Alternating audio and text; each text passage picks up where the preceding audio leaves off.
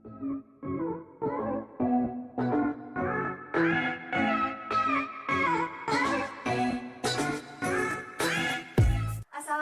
adik-adik. Hari ini Kak Nia punya tepuk loh.